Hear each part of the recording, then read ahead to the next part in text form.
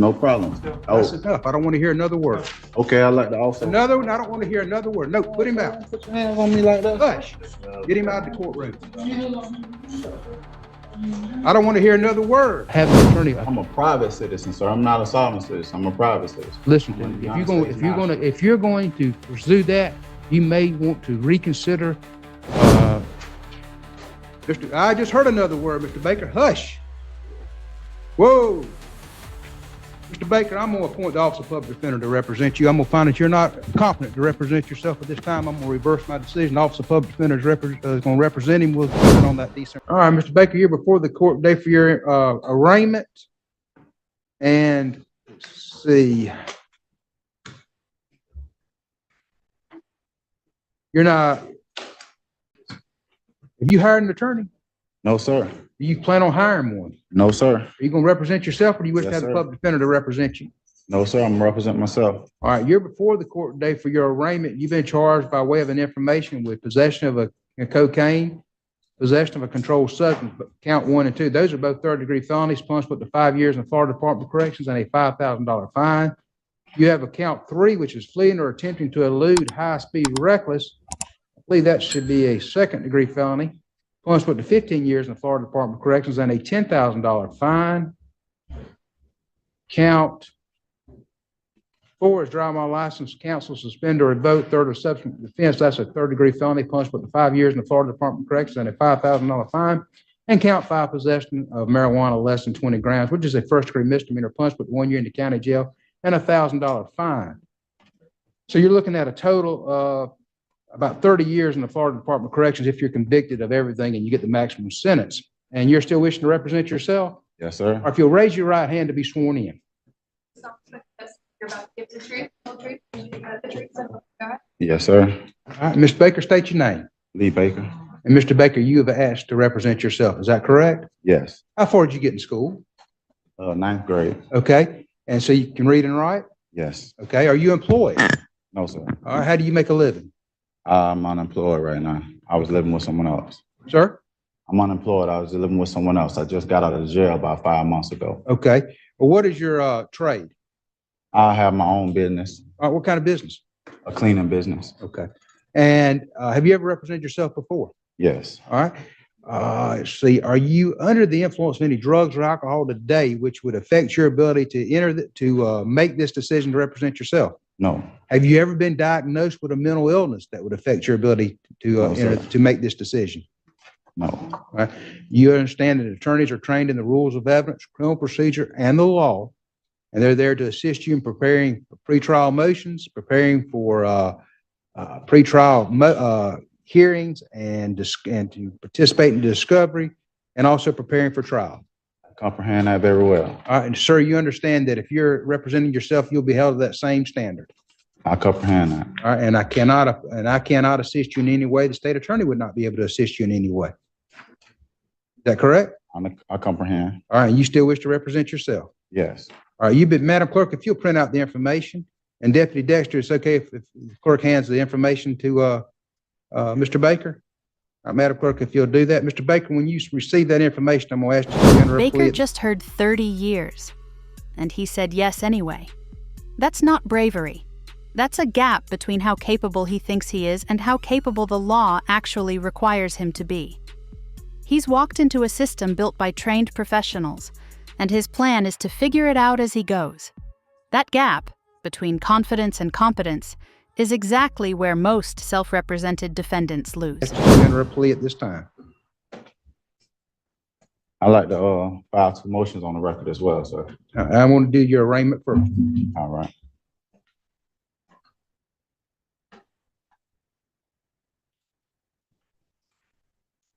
All right, whenever you're ready, you'll let me know and you enter your plea. I enter a plea of not guilty. Okay. All right, you're filing motions? Yes, sir. I You have copies for the state? Yes, I do. Okay. I got a declaratory judgment, and I want to furnish this bond to the clerk. You file it. Go ahead. For my release from the Bay County Jail today. Okay.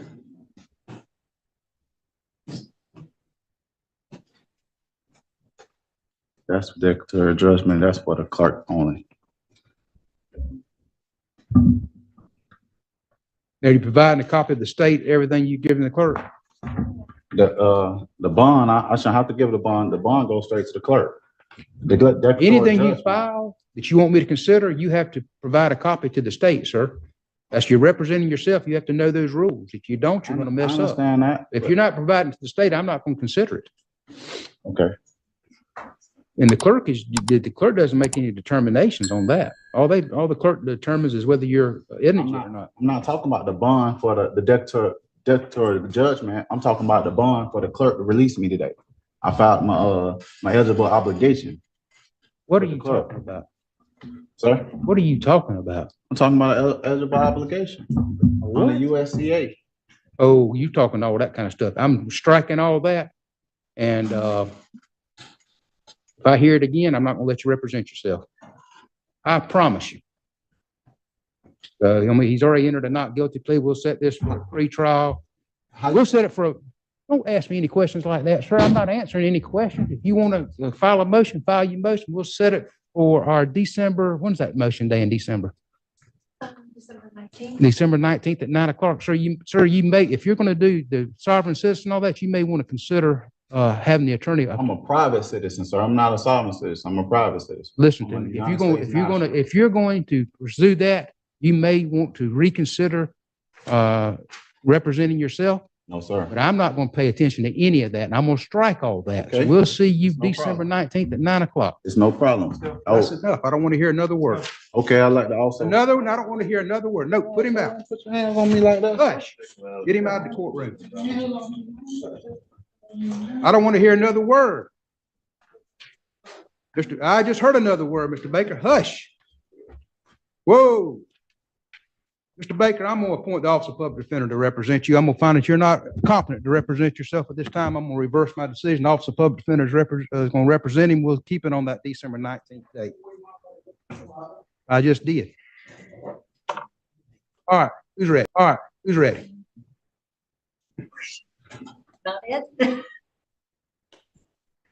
Here I have, I'll read I have Ashton Solomon. Come on now. Y'all close that door where I can't hear him or he gets in any more trouble. 2021 CR 8727, State of Texas versus Esmeralda Valdez. Can I have parties announced for the record for the state? Hank Wilkins for the state. Your Honor. Defense. John Coons for Ms. Valdez, and I'm standing in for Ms. Enriquez. All right, any objection to this attorney standing in for Ms. Enriquez? All right, you're gonna need to speak up. No. Counsel, have you received all the discovery and did you review it with your client? We have, Your Honor. Court will find that the state is in compliance with discovery. Showing you what's entitled application for community supervision. Did you review that with your attorney? Did you understand it? And did you sign it? Yes. All right, so here's the thing. You're gonna have to speak up. If you cannot speak up where I can hear you and the court reporter can hear you, then I will send you back. And then once you're able to speak up, we will bring you back. Do you understand? Yes. Showing you what's entitled true bill of indictment. Did you review this with your attorney? Did you understand it?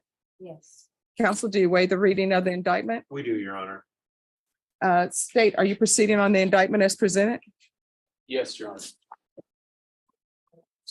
Are y'all proceeding on both counts or just count one? Count one only, is that correct? Or count two? Count two? I believe we were doing both, Judge, because they're different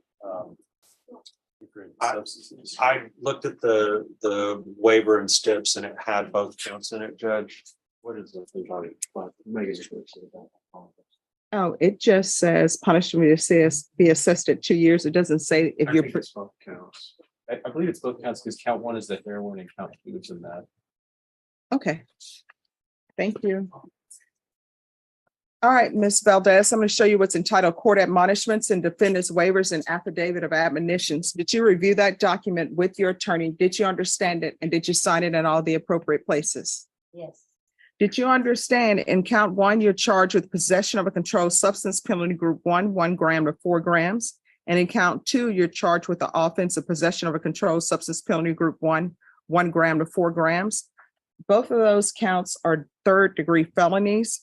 The range of punishment is anywhere from 2 to 10 years in prison and up to a $10,000 fine. Did you understand? Yes. There's sufficient evidence to find you guilty. and the court will find you guilty as charged in count 1 and count 2. Are we proceeding with sentencing? We would request that today. Your Honor. Anything you wish to say on behalf of your client? Your Honor, we would request that you follow the plea bargain. This is slightly unusual in that this is not a deferred offer, but my client had conferred with Ms. Enriquez yesterday and decided that she didn't want to apply for deferred. So we would request that you give her the 2 years probated for 3 and run those counts concurrently. All right, if you're released today, where would you be living? And with who, I should say? My mother. Does your mother want you staying with her? Yes. Did you ask her, or are you just assuming because she's your mother, she wants you to stay with her? No, I asked. All right, when's the last time you asked? I spoke to her before I came in to jail. All right. What's your drug of choice and how often are you using? No.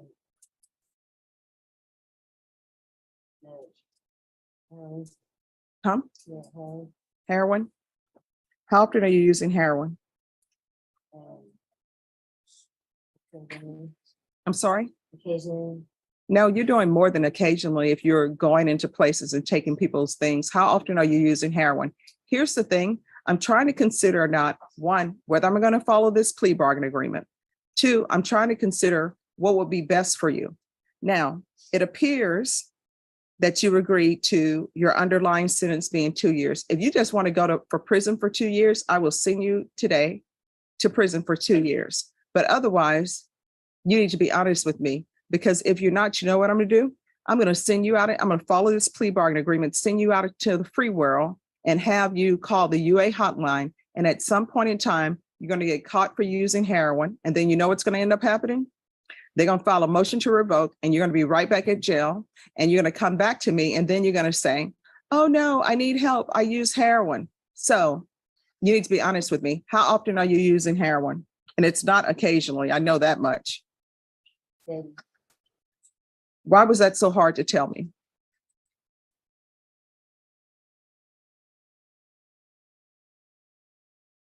I'm sorry?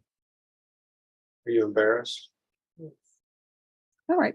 Well, here's the thing. We are all on a journey, hopefully, of improving our lives. Where we are now is hopefully not where we will end in our growth. So hopefully today, maybe today will be the worst day that you can have. And maybe from here on out, you'll make changes to improve yourself and you won't be back. You won't be using heroin again. You understand? Yes. How many children do you have? None. How far did you go in school? Ten- Why did you drop out? Attendance. I'm sorry, what? Attendance. My mom took me out. Why would your mom take you out of school?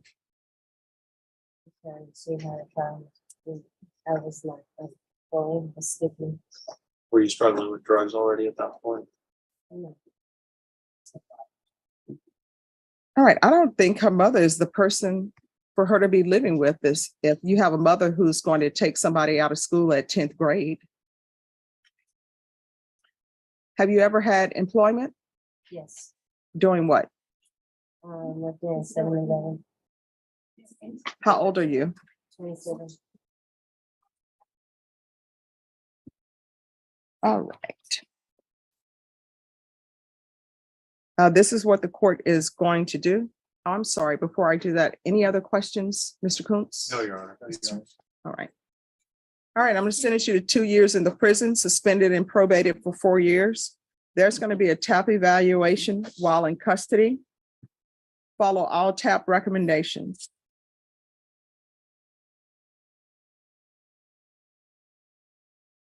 Do we know how long it's taking for the TAC evaluations? How long? 1 to 2. Okay. All right, $57 restitution to SAPD. There's going to be 90 sober meetings in 90 days.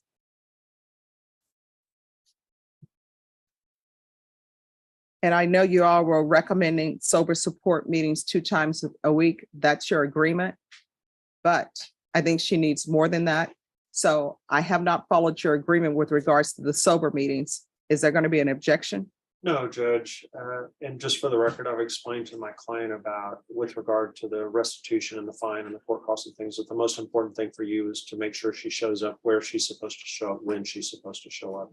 Even if she's running low on money and can't necessarily afford the probationary fees or anything like that, as long as she shows up and tries to stay in compliance with everything else, that she should be okay with you. Yes. We're going to do the UA hotline until further notice. $500 fine will be probated, proof of employment within 45 days of release. There's to be no employment as a home health care provider or with minors. 200 hours of community service restitution. Those hours will be waived if you obtain your GED or if you obtain some sort of trade certificate or something that can make yourself better in place to get employment. You understand? Yes. There's to be regular reporting by Zoom or in person. I'm going to want field visits 1 time per month until further notice. Probation, is there anything else she needs? Yes. So you're going to either have to obtain your GED or complete some sort of trade school. But once you do that, your community service hours will be waived. You understand? Yes. But regardless, you have to complete it. Yes. Is there anything else you need from the court to be successful? No. All right. Showing you what's entitled Trial Court Certification of Defendants' Rights to Appeal. Did you review that document with your attorney? Did you understand it and did you sign it? Yes. Because this is a plea bargain agreement, because I followed your plea bargain agreement, and because you waive your right to appeal, you do not have the court's permission to appeal.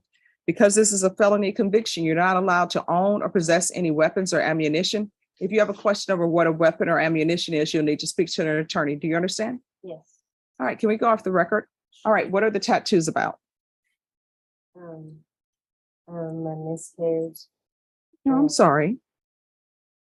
my ex-relationship is passing. All right, and on the other arm?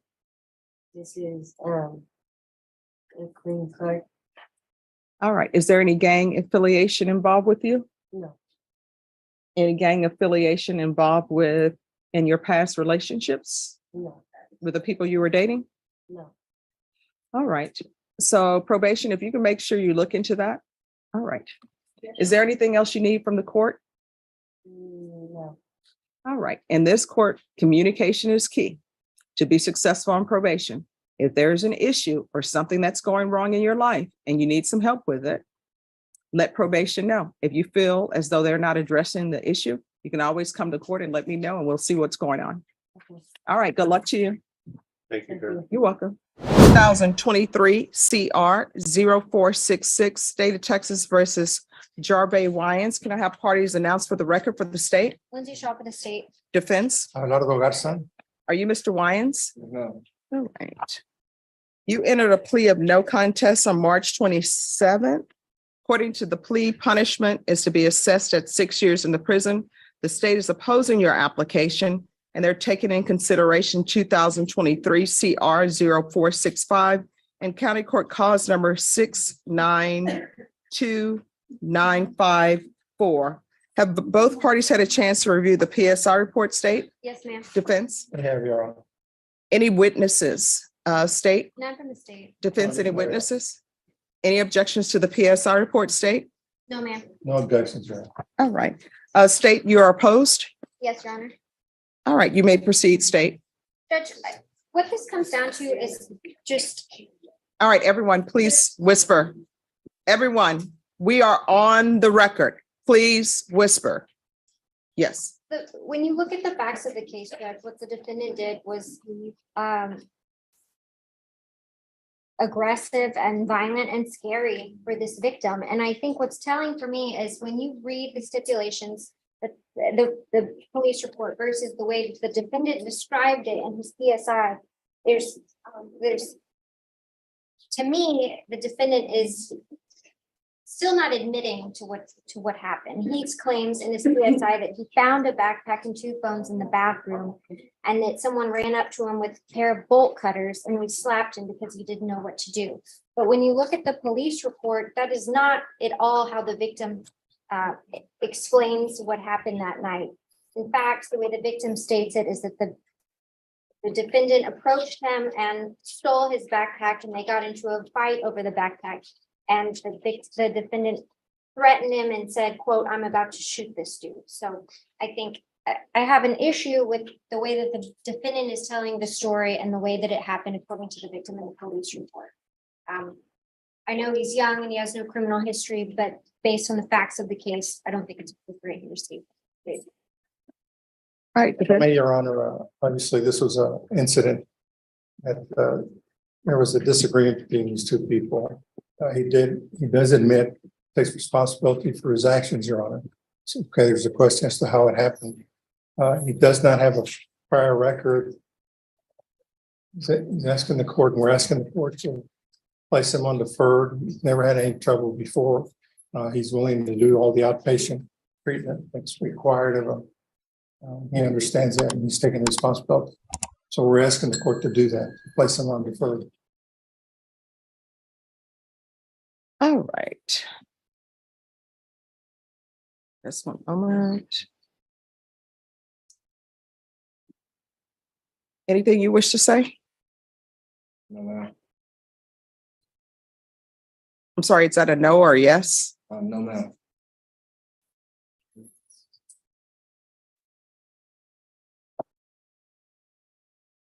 You're asking for inpatient treatment. Oh, I'm sorry. I'm looking at the wrong file. Just one second. All right. He hasn't admitted to having a drug problem. All right, this is what the court is going to do. The court is going to find you guilty, sentence you to 3 years in the prison, give you credit for any time served, take in consideration 2023 CR 0465, County Court Cause number 692954. There's to be no contact with Larry Smith Jr. and Travis Martinez. Mr. Winans, I want you to know that I read the stipulations and I read the PSI report. I never take any of these cases lightly. I never take it lightly when I'm sending someone to prison because, you know, I don't have a crystal ball, but I do review everything. And this was more than just a simple robbery. It was violent in nature. So that's what I'm sending you to. Counsel, I will retain jurisdiction. Going to show you what's entitled Trial Court Certification of Defendants' Rights to Appeal. Did you review that with your attorney? Did you understand it? And did you sign it? I'm sorry? Yes, ma'am. All right, because this is a plea bargaining agreement, because I followed your plea bargaining agreement, and because you waive your right to appeal, you do not have the court's permission to appeal. Do you understand? And because this is a felony conviction, you're not allowed to own or possess any weapons or ammunition.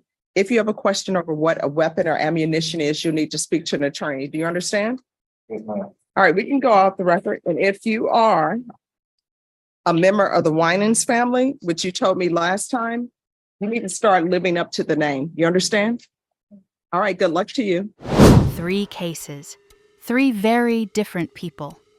But one thing connects all of them: the moment where a small decision locked in a large consequence. Baker walked into court ready to argue a system he didn't understand. He used language: eligible obligation, private citizen, USCA, that signaled to the judge exactly what playbook he was running. The judge didn't need to hear the whole argument. He'd seen it before. The moment Baker started down that road, he lost his right to represent himself. One sentence cost him his entire strategy. Valdez came in quiet, gave short answers, and almost made it through without the judge seeing the full picture. But the judge kept asking. And the more she asked, the more she found: a mother who pulled her out of school, a drug problem that was more than occasional, no stable housing plan, odd the judge didn't follow the plea agreement exactly. She added more probation time, more meetings, more conditions. Not as punishment, but because the agreement wasn't built around who Valdez actually was. Wins told his version of the story in the PSI report. The victim told a different version to police. The judge read both. When two stories don't match and one of them came from the defendant, that inconsistency doesn't disappear. It follows you into sentencing. He got 3 years instead of a probated sentence, partly because the judge couldn't reconcile those two accounts. What connects all three isn't the charges. It's information. What you say, how you say it, what you let the judge see. That shapes outcomes more than most people realize before they're standing in that room. The next case on this channel might look different on the surface, but the pattern, small decisions, large consequences, tends to stay the same.